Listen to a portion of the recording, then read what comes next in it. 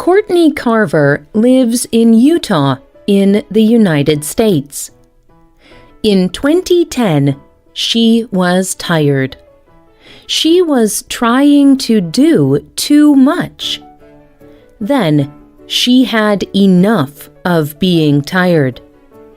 She started a website called Be More with Less.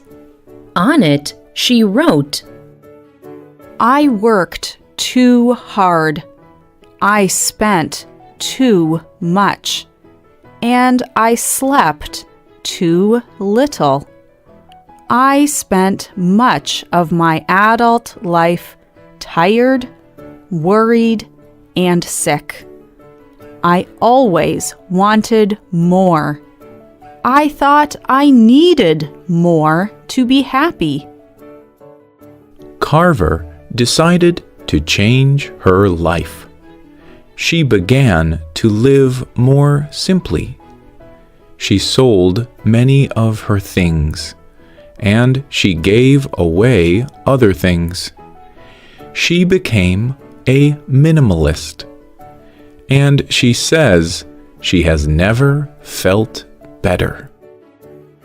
Carver is a part of a group of minimalists in places all over the world. Minimalists try to live simple lives. They believe that things get in the way of what is important. Instead of having more things, they invest in relationships and experiences. Today's spotlight is on minimalism.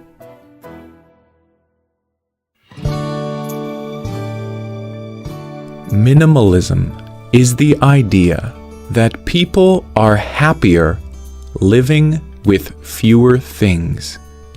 But it is not about giving away everything you own. And minimalism is not about seeing how little you can live with. Joshua Fields Milburn and Ryan Nicodemus write, teach, and speak about minimalism. They run the website theminimalists.com. They describe minimalism as a tool. It helps a person get rid of the things they do not need so that they can concentrate on what is important. On their website, they say, there is nothing wrong with owning things. Today's problem is that we give too much meaning to our things. We often forget our health. We forget our relationships. We forget to keep learning.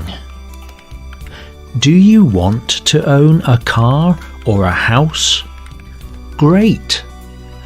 Do you want to raise a family and have a job? If these things are important to you, wonderful.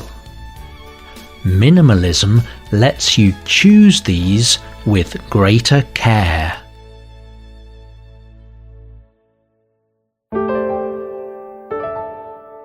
Minimalism means different things to different people. But many minimalists agree on a few general ideas. First, love what you do own. As part of her minimalism, Courtney Carver started Project 333. She encourages people to choose only 33 pieces of clothing, including clothes, jewelry, and shoes. Then, they choose what to wear from these 33 things for 3 months. Dave Bruno is another minimalist. He started the 100 Thing Challenge. he reduced everything he owned to just 100 things. Both of these projects ask people to think about what they own. If you have fewer things, you will love them more.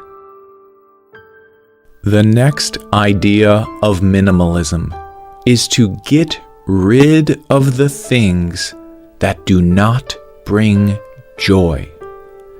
Marie Kondo is a Japanese writer who helps people organize their homes. In 2016, she wrote a book called Spark Joy. She says her method is easy. Pick up an object in your home. If it gives you joy, keep it. If it does not, get rid of it. She says, if you do this, you will always be surrounded by things that you love.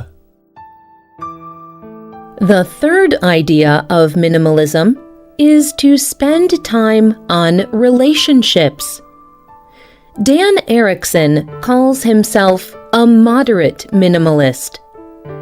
He writes on the website hipdigs.com. He says that when we live with less, we have more space for people. When we slow down our lives, we have time for relationships. When we watch less television or use the internet less, we see what is around us.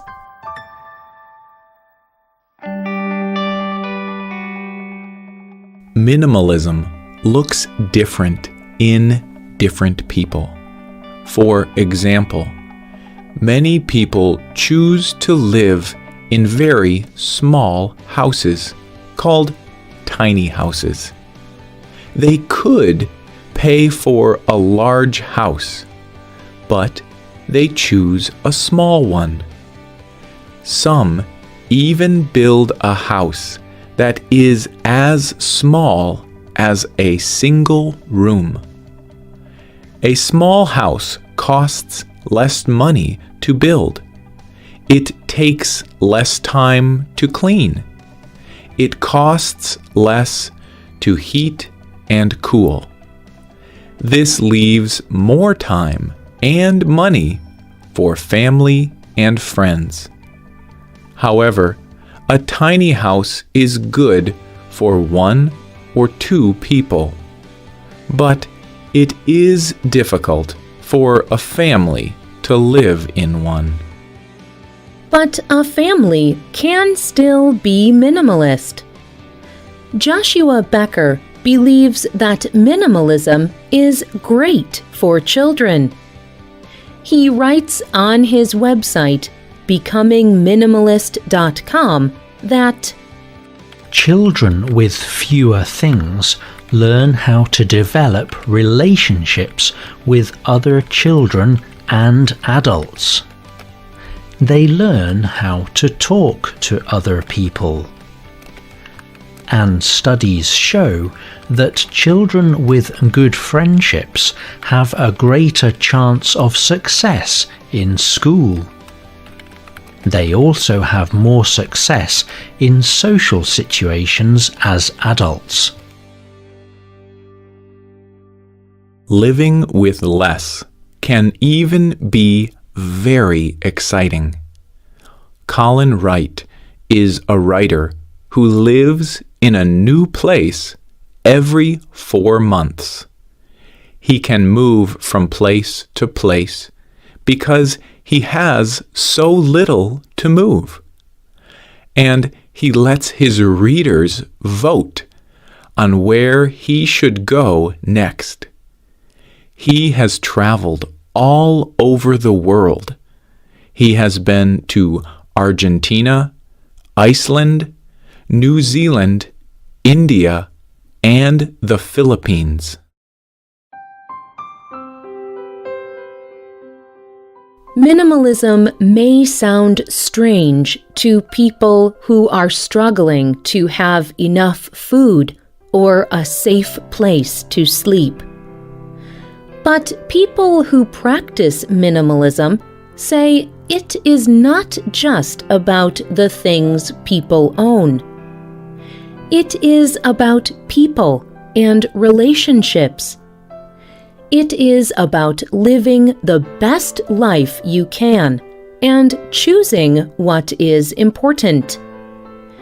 And minimalism is not a new idea. Many religions and ancient thinkers believe people should not worry too much about things. Buddhism encourages people to let go of the things they own. And Jesus once said, "And why do you worry about clothes? See how the wild flowers grow? They do not work or make clothing. But here is what I tell you. Not even Solomon, with all his money, was dressed like one of these flowers." Living with less can change a person's life. Courtney Carver spoke to Today.com. She explained, I am more present and connected to my family than I was when I was working so hard. Now we all see that there is great opportunity for happiness in living with less. We live small so we can live big.